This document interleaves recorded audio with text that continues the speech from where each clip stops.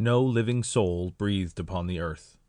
Only robots carrying on the last great order.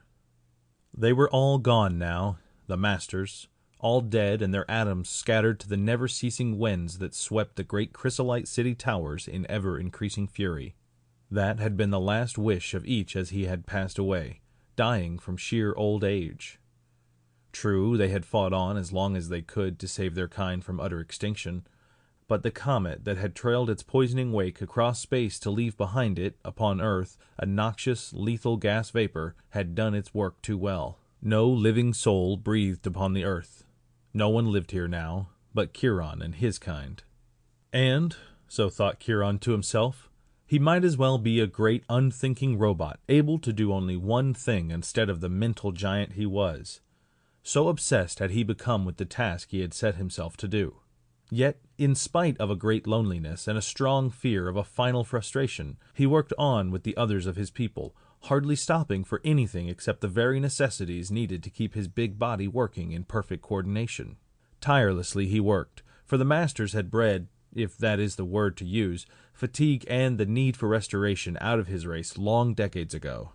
Sometimes, though, he would stop his work when the great red dying sun began to fade into the west, and his round eyes would grow wistful as he looked out over the great city that stretched in towering minarets and lofty spires of purest crystal blue for miles on every side. A fairy city of rarest hue and beauty, a city for the gods, and the gods were dead. Chiron felt, at such times, the great loneliness that the last masters must have known. They had been kind, the masters, and Chiron knew that his people, as they went about their eternal tasks of keeping the great city in perfect shape for the masters who no longer needed it, must miss them as he did. Never to hear their voices ringing, never to see them again gathered in groups to witness some game or to play amid the silvery fountains and flowery gardens of the wondrous city, made him infinitely saddened. It would always be like this, unless... But thinking, dreaming, reminiscing would not bring it all back, for there was only one answer to still the longing: work. The others worked and did not dream, but instead kept busy tending to the 1,001 tasks the masters had set them to do, had left them doing when the last master perished. He, too, must remember the trust they had placed in his hands and fulfill it as best he could. From the time the great red eye of the sun opened itself in the east, until it disappeared in the blue haze beyond the chrysolite city, Chiron labored with his fellows. Then, at the appointed hour, the musical signals would peal forth their sweet, sad chimes, whispering good night to ears that would hear them no more, and all operations would halt for the night, just as it had done when the masters were here to supervise it. Then, when morning came, he would start once more trying, testing, experimenting with his chemicals and plastics, forever following labyrinth of knowledge, seeking for the great triumph that would make the work of the others of some real use. His hands molded the materials carefully, lovingly, to a pattern that was set in his mind as a thing to cherish. Day by day his experiments in their liquid baths took form under his careful modeling. He mixed his chemicals with the same loving touch, the same careful concentration and painstaking thoroughness, studying often his notes and analysis charts. Everything must be just so, lest his experiment not turn out perfectly. He never became exasperated at a failure or a defect that proved to be the only reward for his faithful endeavors, but worked patiently on toward a goal that he knew would ultimately be his. Then, one day, as the great red sun glowed like an immense red eye overhead, Chiron stepped back to admire his handiwork. In that instant the entire wondrous city seemed to breathe a silent prayer as he stood transfixed by the sight before him. Then it went on as usual, hurrying noiselessly about its business. The surface cars, empty though they were, fled swiftly about, supported only by the rings of magnetic force that held them to their designated paths. The gravoships raised from the tower dromes to speed silently into the eye of the red sun that was dying.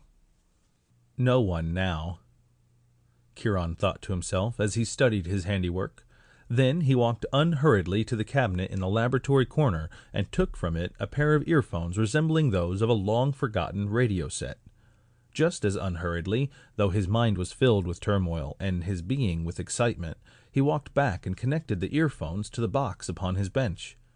The phones dangled into the liquid bath before him as he adjusted them to suit his requirements. Slowly, he checked over every step of his experiments before he went farther. Then, as he proved them for the last time, his hand went slowly to the small knife switch upon the box at his elbow. Next, he threw into connection the larger switch upon his laboratory wall, bringing into his laboratory the broadcast power of the Chrysolite City. The laboratory generators hummed softly, drowning out the quiet hum of the city outside. As they built up, sending tiny, living electrical impulses over the wires like minute currents that come from the brain, Chiron sat breathless, his eyes intent. Closer to his work he bent, watching lovingly, fearful lest all might not be quite right. Then his eyes took on a brighter light as he began to see the reaction. He knew the messages that he had sent out were being received and coordinated into a unit that would stir and grow into intellect. Suddenly, the machine flashed its little warning red light and automatically snapped off. Chiron twisted quickly in his seat and threw home the final switch. This, he knew, was the ultimate test. On the results of the flood of energy impulses that he had set in motion rested the fulfillment of his success or failure. He watched with slight misgivings. This had never been accomplished before. How could it possibly be a success now? Even the masters had never quite succeeded at this final test. How could he, only a servant? Yet it must work, for he had no desire in life but to make it work. Then, suddenly, he was on his feet, eyes wide. From the 2 long, coffin-like liquid baths there arose 2 perfect specimens of the Homo sapiens. Man and woman they were, and they blinked their eyes in the light of the noonday sun, raised themselves dripping from the baths of their creation, and stepped to the floor before Chiron. "I am Adam too," he said, "created by you, Chiron, from a formula they left in their image. I was created to be a master, and she whom you also have created is to be my wife. We shall mate, and the race of man shall be reborn through us and others whom I shall help you create." The man halted at the last declaration he intoned and walked smilingly toward the woman who stepped into his open arms, returning his smile. Chiron smiled too within his pumping heart. The words the man had intoned had been placed in his still pregnable mind by the teleteach phones and record that the last master had prepared before death had halted his experiments. The actions of the man toward the woman, Chiron knew, was caused by the natural constituents that went to form his chemical body and govern his humanness. He, Chiron, had created a living man and woman. The masters lived again because of him. They would sing and play, and again people the magnificent Chrysolite City because he loved them and had kept on until success had been his. But then, why not such a turnabout?